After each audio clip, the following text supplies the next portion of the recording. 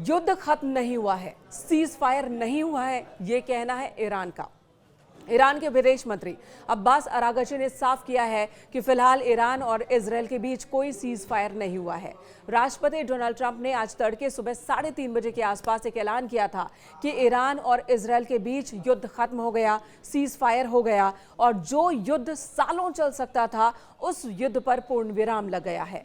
इस बात की जानकारी उन्होंने अपने सोशल मीडिया साइट ट्रुथ पर दी थी, लेकिन ईरान की ओर से इसे खारिज कर दिया गया। ईरान ने साफ साफ कहा है कि इजरायल ने युद्ध की शुरुआत की थी और जब जब इजरायल अटैक करेगा ईरान की ओर से रिटेलिएट किया जाएगा, जवाबी कार्रवाई की जाएगी। हमने युद्ध शुरू नहीं किया, हम तो जवाब दे रहे हैं और आगे भी इसी तरह से जवाब देते रहेंगे। दरअसल इससे पहले ईरान की ओर से अमेरिकी सैन्य बेस जो कि कतर में है वहां पर अटैक किया गया था। 14 मिसाइलें दागी गई थी, हमला किया गया था और तब अमेरिका की ओर से, डोनाल्ड ट्रंप की ओर से एक मैसेज आया था, धन्यवाद कहा गया था ईरान को और कहा गया था कि शुक्र है कि आपने हमें पहले ही बता दिया और वहां कोई जनहानि नहीं हुई है। अब जब आपने अटैक कर लिया है, आप अपनी जनता को मैसेज दे सकते हैं कि आपने भी अमेरिकी हमले का जवाब दे दिया, तो अब बंद कर दीजिए लड़ाई, अब ये सीज फायर हो गया, हमें शांति की तरफ आगे बढ़ जाना चाहिए। लेकिन ईरान ने क्लियर कर दिया है कि कोई शांति नहीं, जब तक इजरायल अटैक करता रहेगा तब तक कोई शांति नहीं रहेगी, ये कहना है ईरान का। आपको बता दें, अमेरिका ने ईरान में 3 अलग अलग जगहों पर परमाणु ठिकानों पर अटैक किया था और उनके परमाणु ठिकानों को नुकसान पहुंचाया था। डोनाल्ड ट्रंप तो दावा कर रहे हैं कि पूरी तरह से नष्ट कर दिया, लेकिन ईरान का कहना है कि हमें बहुत ज्यादा नुकसान हुआ नहीं है। हमारा जो परमाणु कार्यक्रम है कुछ साल के लिए पीछे जरूर हो गया है, लेकिन ये खत्म नहीं हुआ, बंद नहीं हुआ है। हम परमाणु हथियार तैयार करने के अपने मिशन पर आगे चलते रहेंगे और बहुत जल्द ये हथियार ईरान के पास होगा, ये ईरान का दावा है। अमेरिका का ये कहना है जानकारों के मुताबिक कि अमेरिका अपने अभियान से संतुष्ट है।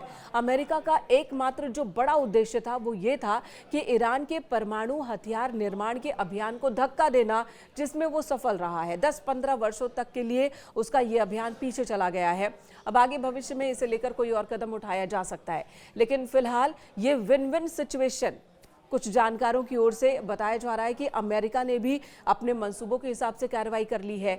इजरायल भी जवाबी कार्रवाई लगातार ईरान में कर रहा है और कई जगहों पर ईरान को भारी चोट पहुंचाई है।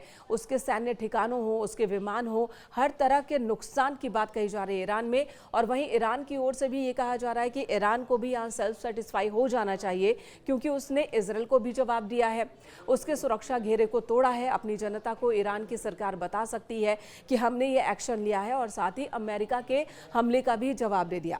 ईरान ने भी कतर में अमेरिकी सैन्य बेस को निशाना बनाने के बाद एक संदेश दिया कि जितने मिसाइलें दागी गई थी अमेरिका की ओर से ईरान में, उतनी ही संख्या में हमने भी हमले किए हैं। 14 मिसाइलों का हमने इस्तेमाल किया। हालांकि कतर का कहना है कि यह हमला बहुत ही निंदनीय है और 14 में से 13 मिसाइलों को हमने इंटरसेप्ट किया और उसे नष्ट कर दिया। कतर की ओर से भी शांति की अपील की गई है। तो फिलहाल शांति की अपील दुनिया भर से की जा रही है, लेकिन ईरान ने अपने इरादे क्लियर किए हैं कि कोई सीज फायर इस वक्त नहीं हुआ है, हम इसके लिए तैयार नहीं है। हालांकि कुछ जानकारों का यह भी कहना है कि ईरान, अमेरिका और इजरायल के बीच वार्ता हो चुकी है, बातचीत हो चुकी है सीज फायर को लेकर।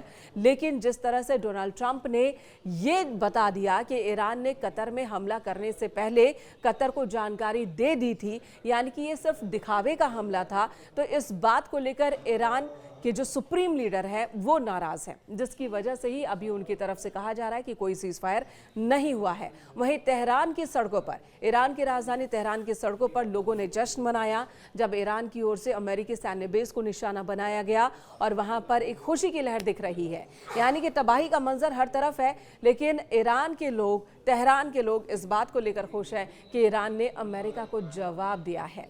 तो यही वो पॉइंट माना जा रहा है जब सीज फायर हो सकता है, वरना ये लड़ाई तो लंबी चल सकती है।